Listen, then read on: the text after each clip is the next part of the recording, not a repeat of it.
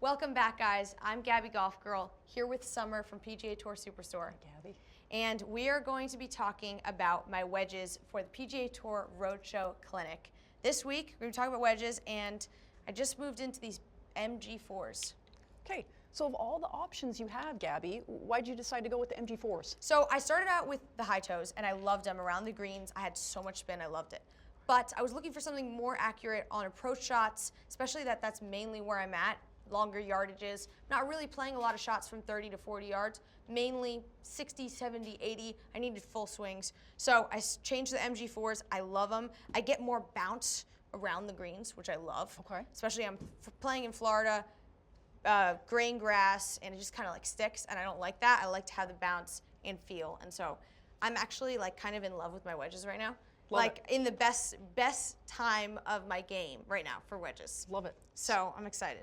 All right, Gabby, so we're gonna have you hit some wedge shots. Yep. And just tell me kind of like part of your pre-shot routine and what are you going through here as far as what are you thinking about and what kind of shot are you trying to hit with this? Yeah, honestly, mainly right now, I'm focusing on, like I said, softer hands. Okay. So I think it's really a good tip that it took me a while to learn this. So I'm being honest.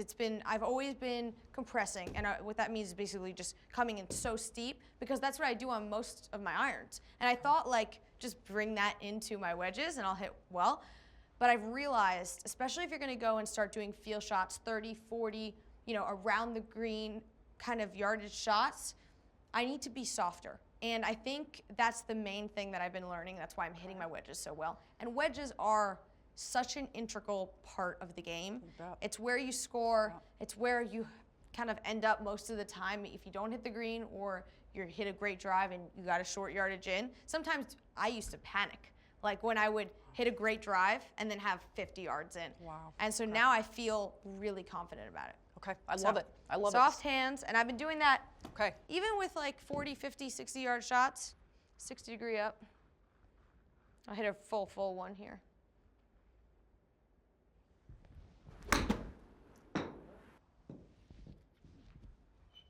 And you do swing your 60 full? Yes. Okay. Yep, I do. Or that was a little bit of a 3/4 swing. Okay. Getting a little bit used to it, but. Now, as far as ball flight with this, do you work it a tiny bit to the left? I try and hit a little bit.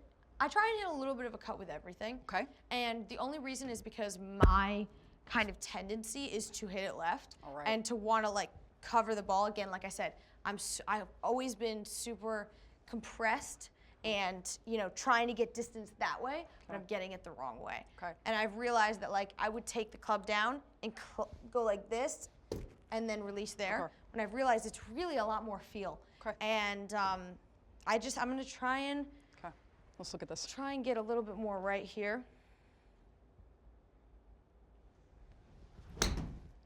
And your cut too, as far as shot shape, should flight it a little higher with a little more spin Yep. that you're looking for. Yep, Okay. definitely. Like that. I've also, again, maybe it's me a little bit compensating for the fact that the grooves, I gotta clean my clothes a little bit more. But I hit it higher and I hit more of a cut, and I find that I spin the ball so much more. Okay. And so into greens, I am just so much better. I feel so confident with the wedges right now, and also like. I think a lot of people, if you have a really good wedge game, when you hit into greens, you feel a lot more confident that you can make par from anywhere. 100%. So you swing the club better too. Now, if I we're think it's looking just at a chain this reaction. too, some of your numbers up here. I like that land angle. Yeah. So you know it's going to stop for you, right? Exactly. 45 plus degrees.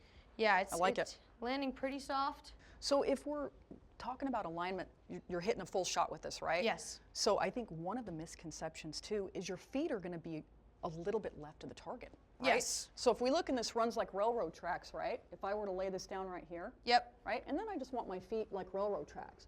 So if we look at that even a little, you might like a little bit of an open stance I like with an this open stance. Okay, Yes. fair. So then you could even check yourself and make sure you're open relative to that line right there. I think a lot of people, especially beginners and all golfers, like the number one thing is alignment sticks. When you get to a range, and honestly, this is a drill that I've been doing. I've been taking the alignment stick out on the golf course. And people have been like, why are you doing that? It's kind of like a drill. And I'm like, no, I'm not ashamed. I'm bringing the alignment stick out because if you have good alignment, that is one thing, one box checked. If you end up hitting a bad shot, you know your alignment's on. You know you're straight. Right. So that Right. will rule that out. And also, I think 90% of my bad shots happen from just bad alignment. It's the most important thing. I don't care what level you're at.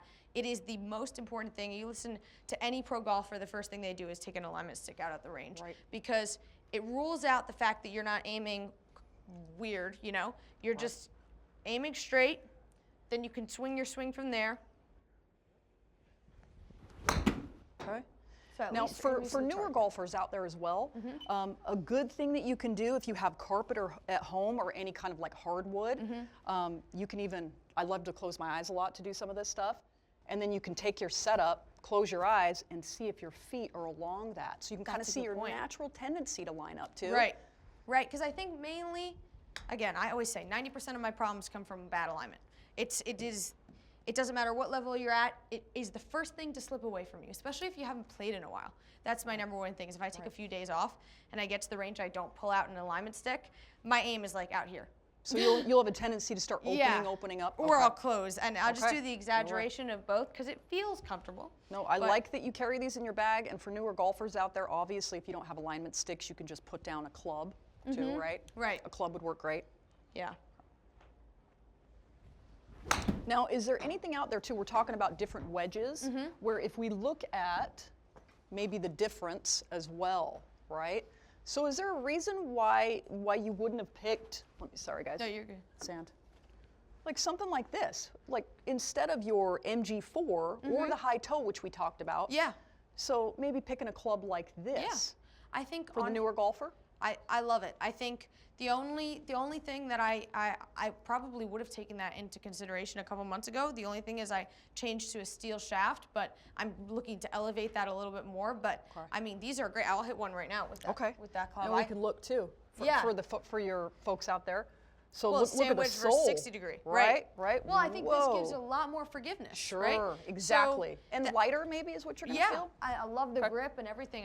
I think, you know, if you have a faster club head speed, it may be MG4 for you, but I think for a lot of beginner golfers and, you know, any stage that you're at, this can be an option because it has so much forgiveness. And I think, that's right. You know, the main thing that players are looking for is to make sure that, you know, you hit a bad shot and it goes pretty straight on line, you know? Right. Especially if maybe you're only playing once a month or not as much as you, right? Right. Actually, that's a great club. Wow. Okay.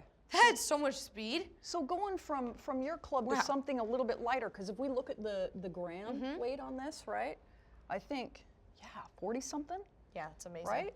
So and yours is 95. Right, and I always toy with that, like of going back to something lighter. Again, like we said, soft hands, you know, soft around the greens. Wedges, you want to like give the respect to not having to crush the ball. Just want to hit a little soft shot. I think rather be short with wedges. Like you don't want to be running off the green. So this is actually amazing. Look at that. And I'm going to have you hit something heavier after this too. Yeah. I may go home with this and hit this club. Wow. That is great.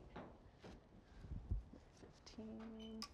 I feel like I'm not crushing the ball, which is exactly what I was talking about. Like I don't want to have to, and I think if I go to the heavier, you're gonna see me want to like rip it like a sledgehammer, which is what I always say. Like I don't want to have to do that with wedges. Okay, we're gonna find out. So compared to your 95 gram wedge shaft, right? We have one of your stock wedges, 115. Ooh, yeah. Tell us about this. How does this feel? And this would be if you didn't get fit and you just walked into the store, right?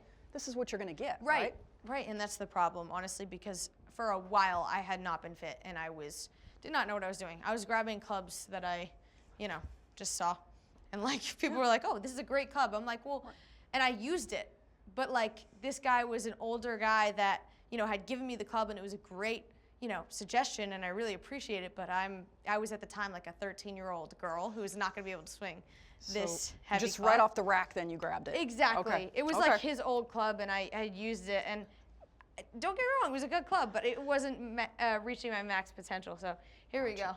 It's already so much heavier, but so I feel like the difference is like I would even rather go into a lighter club because, again, we're playing with wedges. So you want to be soft. This, to me, is giving me, I have to swing harder. I have to go to the extreme. Yep. And just don't like that feeling. I always tell people, if I'm fitting someone and it feels like you're working harder, it's not for you. That's such a good point. Right. Yeah, I mean, after hitting all 3 of them, Now, what do you think? Yeah, I hit my regular MG4, which I love. I hit this, which is definitely a bit heavier. I hit the Kalea. Honestly, if I'm gonna go with my club or the Kalea, because I just think you gotta be softer with it. And also, you know, it's so important to dial in one of the most important clubs, you know? Right. So you Gotta can be see fit for you. the importance of coming in, getting fit by one of us. When I'm looking at your ball flight as well, liking to see that little maybe baby fade. I wouldn't mind looking at your lie angle too. Yeah. I think to flatten these just a touch for you would make your wedges even better potentially. Awesome. All right, I so love that. come in and get fit. It's super important, right? These are your scoring clubs. They're the most important clubs, so you got to do it. You got to get out here and find exactly what's perfect for you, because everybody's different. Like I said, you know, somebody was giving me a club and it was a great gesture, but it wasn't for me. Like, just not for me. So. Well, awesome, Gabby. Thank you so much for Thanks coming for having me. and showing us what's in your bag and talking to us about your wedges. Yeah, no, I love it. This is great for me. It's great to get everything dialed in and to hear from a specialist. Awesome. Happy to be here. Click the link for the rest of the series and see where I am at next.